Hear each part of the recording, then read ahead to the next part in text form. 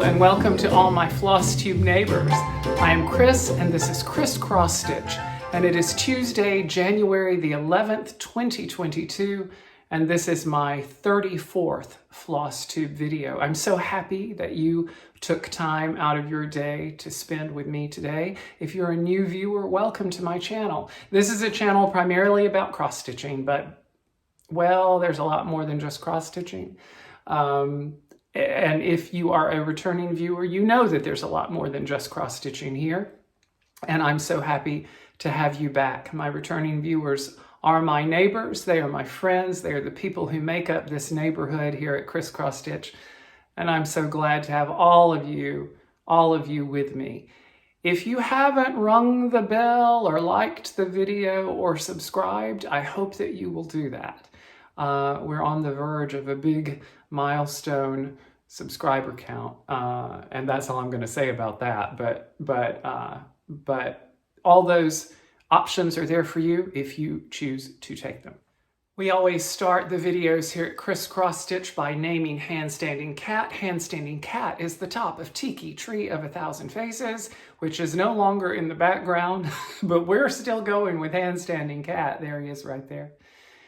Tiki Tree of 1,000 Faces is a big piece of teak driftwood that we see lots of different images in, but the top is a pretty set image, Handstanding Cat. And you all gave me so many suggestions, and I'm continuing to work through them. And today, Handstanding Cat, oh, this is an interesting one. Handstanding Cat's named by two people today, my viewers Candace J and Robin S. Hey, Robin. And the name of Handstanding Cat is Pyewacket. Pyewacket. I think that's from the movie with Kim Novak, Bell, Book, and Candle, but I may be wrong. But at any rate, I love that, Pyewacket. So thank you, Candace, and thank you, Robin.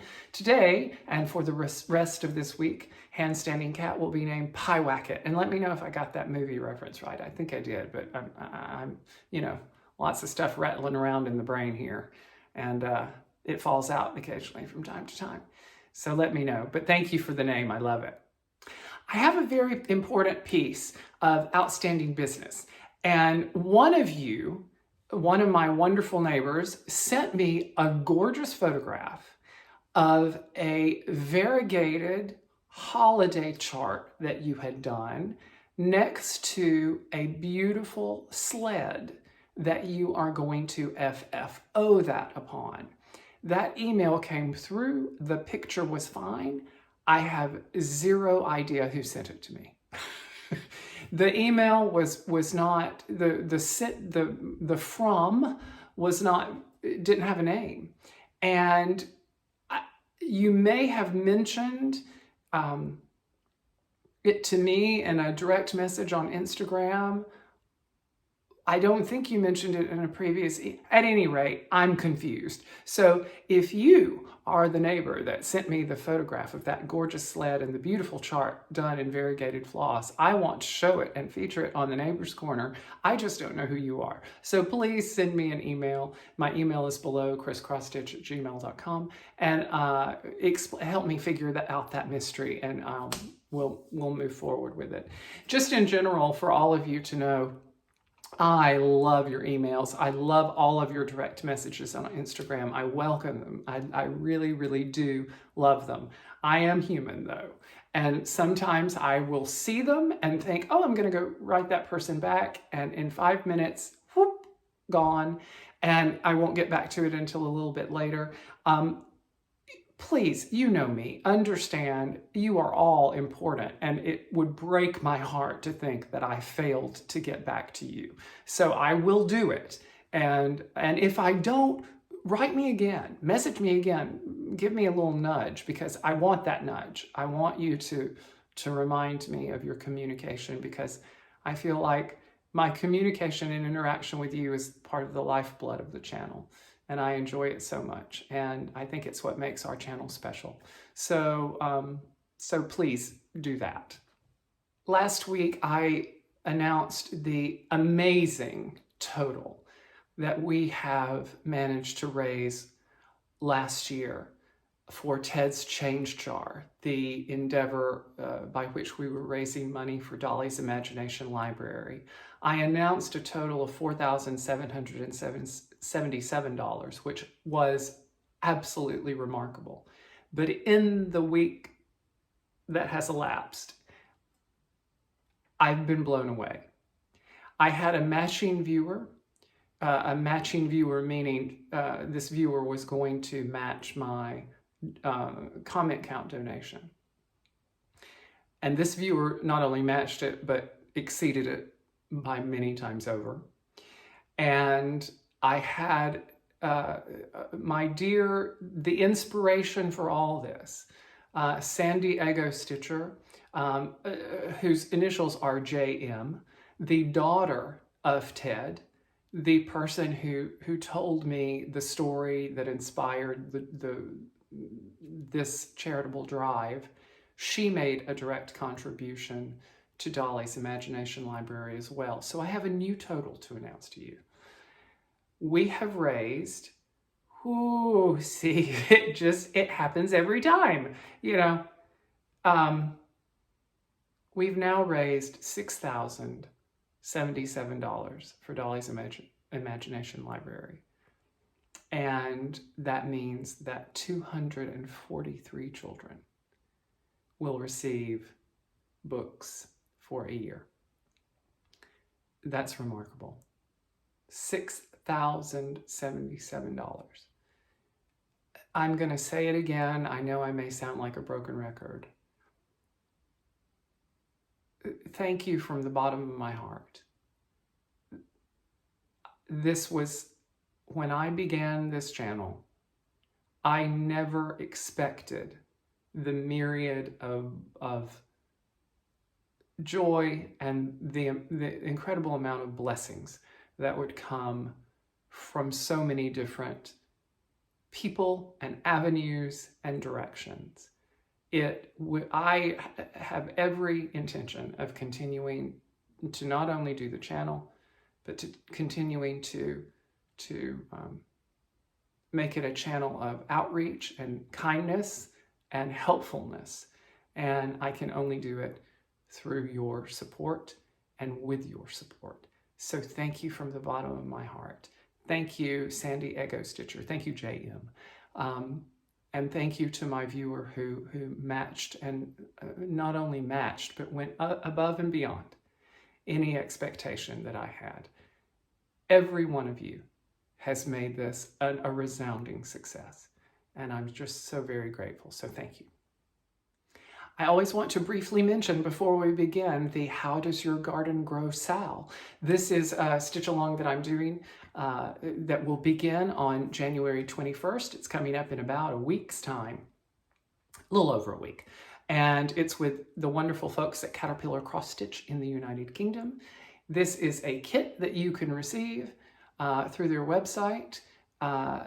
And if you were to order it now, it might be a little bit late, but you could still jump on the bandwagon. You know, stitch-alongs are really start-alongs. This is going to be a really cute pattern. I don't know what it looks like yet, but it's going to be really cute, I'm sure. So that begins on January 21st. I just wanted to briefly mention it. And as soon as I get it, I will start it, and we will start seeing what it all entails. So just wanted to mention that very, very quickly. So now we move on to the cross stitching. I just saw squirrel. I just saw my little display. I took down all my Christmas decorations. I have a little tradition in my house. I take them down on 12th night. And they all came down. The tree came down. My North Pole village came down.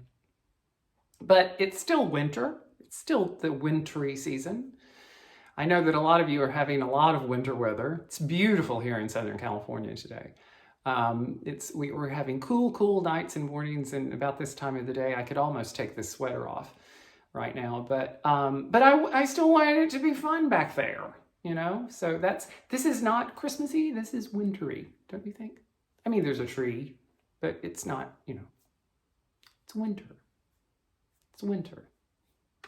So, as you know, my friend Kathy and I at the Flosstube channel To Die House have started the hashtag Still Fresh Fruit Sal. It is a very successful hashtag because many of you had started Modern Folk Embroidery's Fruits of Plenty and had not finished it, or wanted to and had yet to begin it. So we decided, and Kathy and I were two of those people. So we decided that we were just going to do it this year in order of the months as Jacob laid it out last year, and I have started it. You know, that's my January start. Showed you a very small start last week, and this is my progress on it this week. Not as much as I would have liked, to be perfectly honest with you. But what I stitched, you'll see what I spent most of my week's time on in a moment. But I love it. I mean, what can you say about Fruits of Plenty? There's a reason that this chart was so successful. It's beautiful. It's beautiful. And as I've said many times over, there's a level of zen that comes when you stitch a modern folk embroidery chart that's really wonderful. I don't know what it is. It's some kind of weird alchemical reaction, cross-stitch alchemy. Jacob is so talented. But I'm loving the colors that I chose. I'm loving the way the variegated, and you can't see much of it. I haven't done much of the mixed floss. The secondary color, the lighter color throughout my whole chart for this particular chart is a very variegated blue with a light blue. And that kind of tones down the variegation. That's a trick that Jacob actually gave me directly, and one I had not considered. So it's one that I to share with you. If you want to tone down a variegation, pick a color in the variegation that is lighter or solid, and it will do that. But I'm loving how this is coming out. My inspiration for these colors. Loved the original blues, but I wanted a more saturated blue, something that was more reminiscent of the Delft pottery of the Netherlands. And this is very evocative of that. These colors are really turning out to be exactly what I wanted, so I love it. But that is my modern folk embroidery Fruits of Plenty progress, work in progress, hashtag Still Fresh Fruit Sal.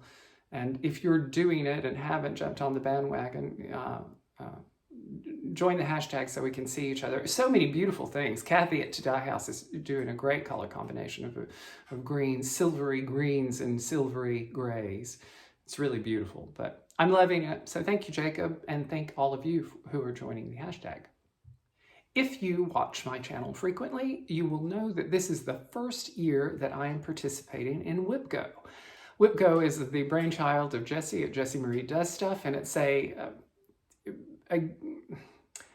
it's based off bingo. It's a game, kind of. It's an organizational structure, really, for you to work on your whips, your works in progress that you may not have worked on in a while. You set your board up the way you want to set it up with projects in a grid, and Jessie calls 2 numbers each month. Well, really at the very end of the prior month, so you can prepare, but 2 numbers.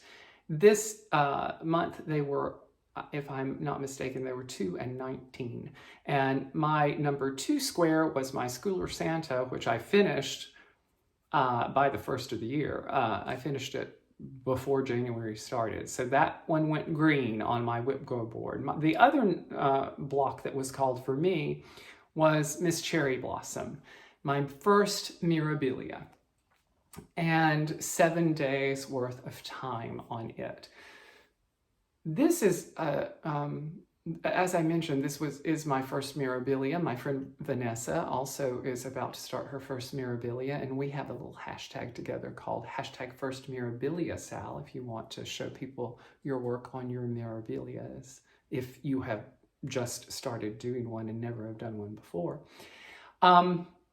This is a tribute piece to my Uncle Jimmy. Strange that you know, a beautiful Japanese geisha would be a tribute to my Uncle Jimmy, but if you want that story, you can go back in my channel and find it. 7 days worth of work on this. I really focused on this week. I have 3 of the 7 days behind me. And when I say, and I'm working on it a lot, I love this so much. This is my progress. You can see I've made a really good amount of progress on this chart, considering how many color changes there are and how intricate this is. Let me tell you something. Mirabilias are no joke. They are no joke. And we're not even thinking about the beading yet. But man, I love this. I had only skimmed the surface when I started this piece. But now that I'm in the skirt and all these colors are coming together, it is just so much fun. So much so that I'm thinking, okay, which Mirabilia am I going to do next?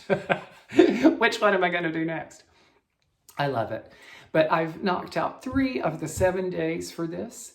I am continuing to work on this. I'll do it tonight, and I'm just going to go straight through. This is what I'm going to work on until I finish the days, and then I'll go back to Fruits of Plenty. But I love it. This is being done on a beautiful piece of fabric by Fiberlicious, and it's called Cheerific. Cherry, you know, the inspiration for that is cherries, and this is Miss Cherry Blossom. It's a perfect pairing, but I love it, and I'm so proud to show it to you. Some of you specifically have asked about Miss Cherry Blossom recently, so there it is. Miss Cherry Blossom, Mirabilia by the wonderful Nora Corbett, and I'll have even more to show you next week on that one. This week, it's time for Story Time with Chris. This is a segment in which I tell a story. And the story is a very broad term for this segment because it could be anything that flies through my imagination. But what I'm going to share with you today is pretty delightful to me. And it has to do with my grandmother. No surprise that we would start the first story time of the year off with her. This is less about something that a story about her, but more of a little facet of what she did. My grandmother was a very creative person. She was a school teacher in a one-room schoolhouse early in her lifetime, and then before she became a full-time mother and homemaker. But she was a very brilliant woman. She worked crossword puzzles up until the day she died. It kept her mind as sharp as a tack. My grandmother, if you needed to know a 5-letter word for an Egyptian beetle, she could say scarab quicker than you could spit on the floor. And she had crossword puzzle dictionaries and books of them. That's what we would give her for Christmas all the time, all the family. And she was just a brilliant woman. But she was also an armchair poet. And she liked to write off funny little verses. Irma Bombeck was one of her favorite authors. And not that she wrote prose, but that was the kind of wit that my grandmother loved and the kind of wit that my grandmother had. And when I was about 7 or 8 years old, our church, the Methodist church next door that we grew up next to, they had a significant milestone anniversary. And it was not only that, but it was an anniversary for the group of older ladies that were called the Sulligent United Methodist Women. And let me tell you, those women were the women of my childhood. But I don't know if they asked Granny to do this or if she did this of her own accord. But what I'm holding up, this just occurred to me over the Christmas holiday that y'all would get a kick out of this. What I'm holding up is one of the treasures of my life. You know, treasures don't have to be expensive. Sometimes they can just be sheets of loose leaf paper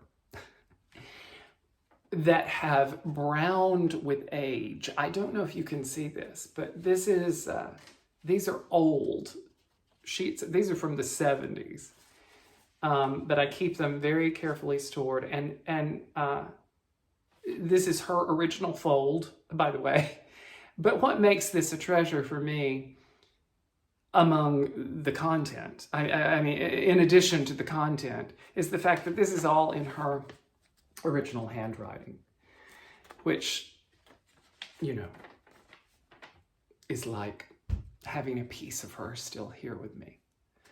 I wish I had her voice recorded, but anyway, getting back to the point of the story, I'm sorry I'm rambling, but Granny was either asked or of her own accord wrote little poems for each of the members of the Suffragette United Methodist Women.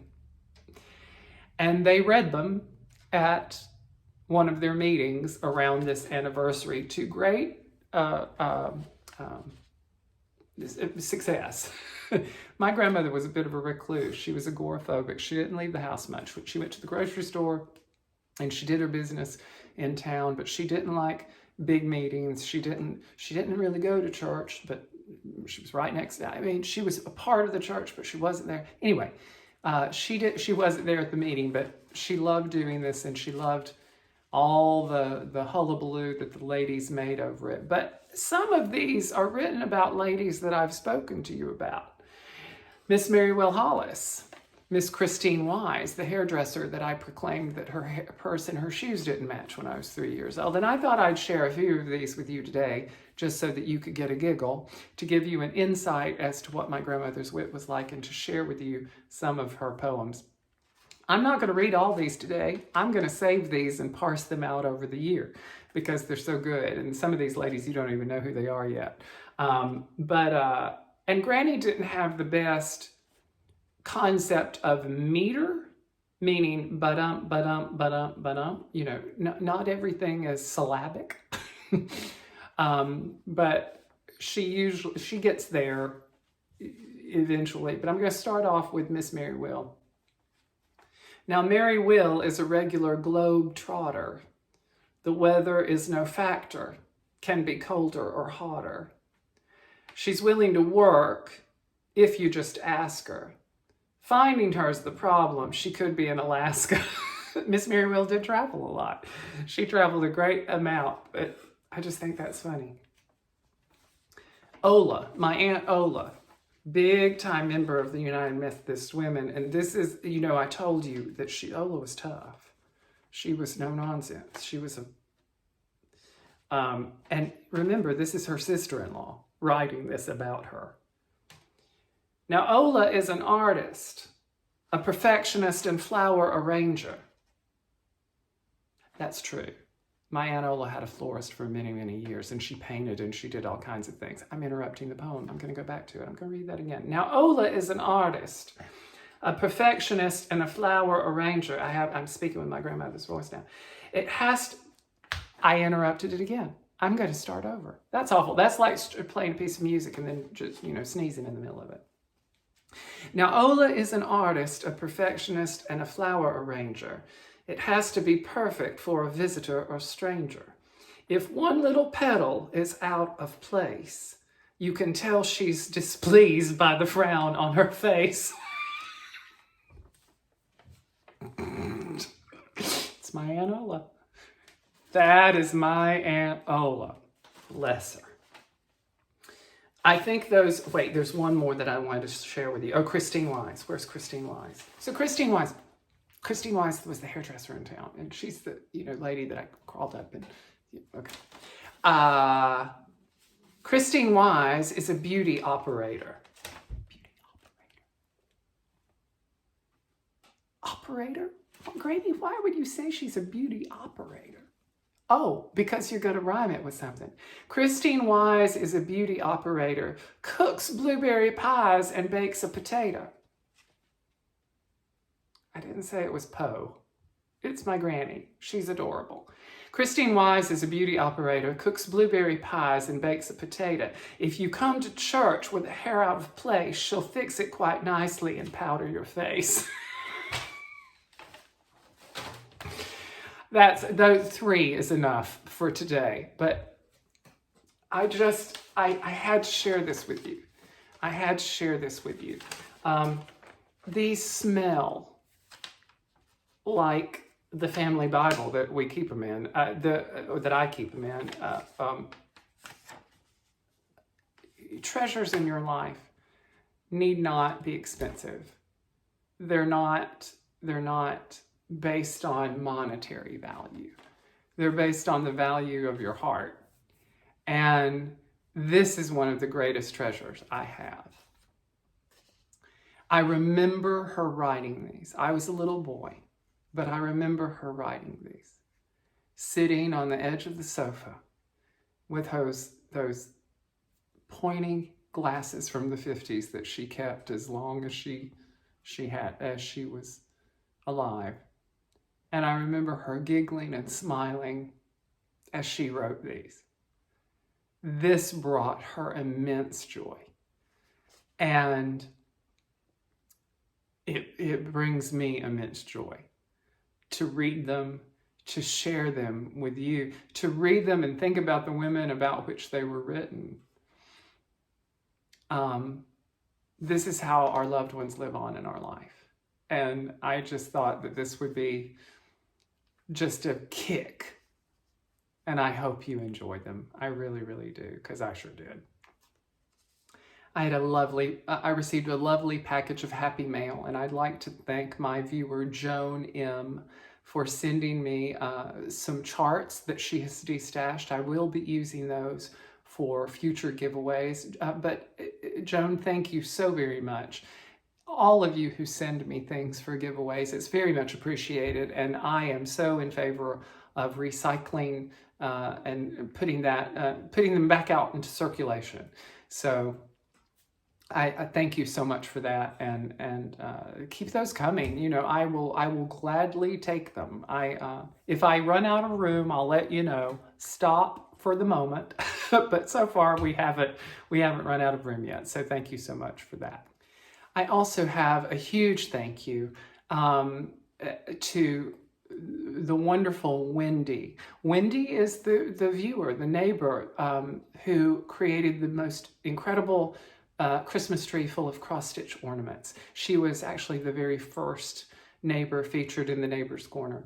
And she very kindly sent me a little gift. I want to show you. Like I've said before, you know, I don't show everything, but because this is just so wonderful, I want you to see it. She sent me this gorgeous Wizard of Oz project bag that has the floor on the front, and look, the back. It's just great, absolutely great. So very beautiful. I adore it. Thank you so much, Wendy. And now, but I will say this. If I feature you on the Neighbor's Corner, don't feel obligated to send me a gift. I do it for the joy of doing it. And you know, with any gift that you send me, I always say it is absolutely not necessary, but it's absolutely appreciated. Each and every one. There's that. All y'all send me stuff. And I appreciate all y'all's gifts. I just can't do it, you guys. It's got to be each and every one. I love saying y'all, but all y'all, I can't do it. I just can't do it. But thank you, Mindy. I love it. I love it. I love it. Last week was a huge giveaway day. I wanted to start the year off with a big list of giveaways, and we had 9 prizes that we featured, and all of them, mostly, with the exception of one was a generous viewer donation, and thank you again for that. But most of them were provided by Fat Quarter Shop and It's So Emma, so thank you once again to the lovely folks there. These were quilt patterns and cross-stitch patterns. And because there are 9, we're going to go through them relatively quickly, but I did draw for them today. So, going to do a little bit of a montage with this. I'm going to go away and you're going to see the winners and what they won. So here we go. The first was a quilt bundle. This is a beautiful booklet and several different sized quilt square templates. The keyword for this was rose, and the winner of this is Petty Archuleta. The second quilt pattern, Alpine, keyword Alpine. The winner of this prize is Janine Bell. The third quilt pattern, titled Geneva, keyword Geneva. The winner, Susan Lusk. The fourth quilt pattern, titled Zurich, keyword Zurich. Rocky Mountain Penny, my friend Rocky Mountain Penny. And now we move on to the cross-stitch charts. The first, Farm Life, keyword farm. The winner is Danette Rowe. 4 smaller stitch cards, the keyword cards, Sandra Moore. A beautiful chart, Autumn Spice, with the keyword autumn. The winner, Marilyn Malusik. I hope I said that correctly, Marilyn. The next, Flea Market Baskets. The keyword for this was baskets, another cross-stitch chart. And the winner, Natalie Fitzgerald. Natalie is a longtime commenter and viewer. Congratulations, Natalie. And finally, a Mill Hill kit. This is adorable. Hopefully you can stitch it in time for Valentine's Day. That's why we chose it. The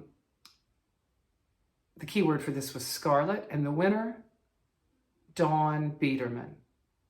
Dawn Biederman. So those are the 9 winners of the giveaways from last week. If you won, congratulations. Please send me your mailing address to the email address below, and I will get those out to you very, very quickly. For this week's giveaways, I completely forgot them and left them in the other room. You know what that means when I forget something and I have to leave them in the other. You know what's going to happen.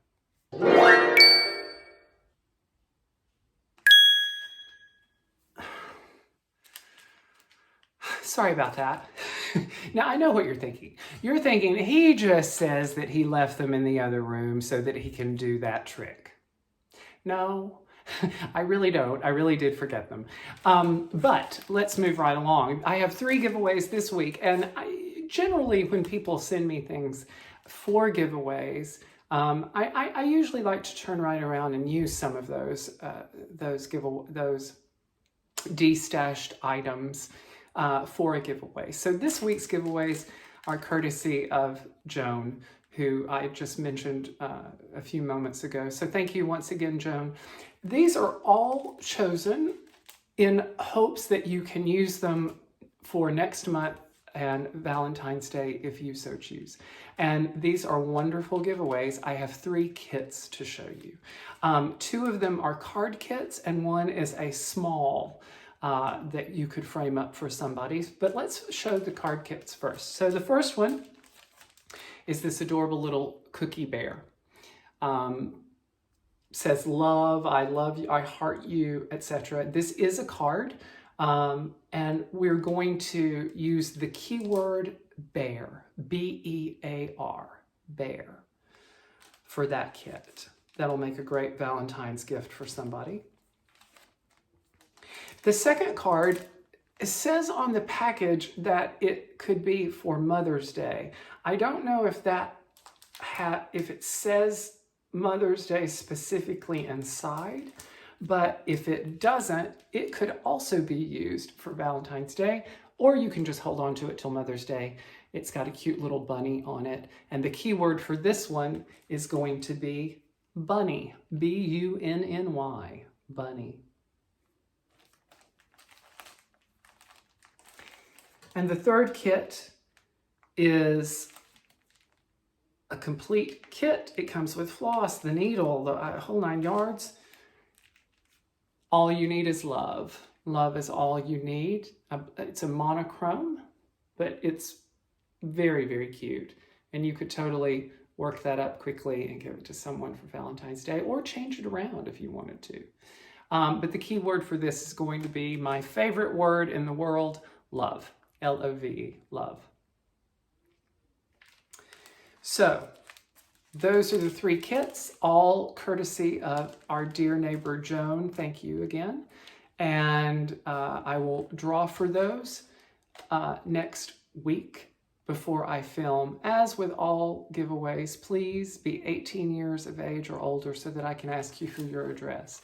Please be a subscriber to this channel, like the video, and do not use any words such as giveaway or winner or prize in your actual comment, but do include the keyword in your comment. Love, bunny, and bear. So that's the video for this week. Thank you so much for taking time out of your schedule to join me. I would like to say a word of congratulations to the Georgia Bulldogs for their victory over the University of Alabama in the College Football National Championship. And I hope that you have a wonderfully happy week of stitching. And if you're cold, I hope you're warm. If you're warm, I hope you get cool. That didn't come out right, but you know what I mean. I hope you have a great week, and I look forward to next week with you. Take care, and bye-bye.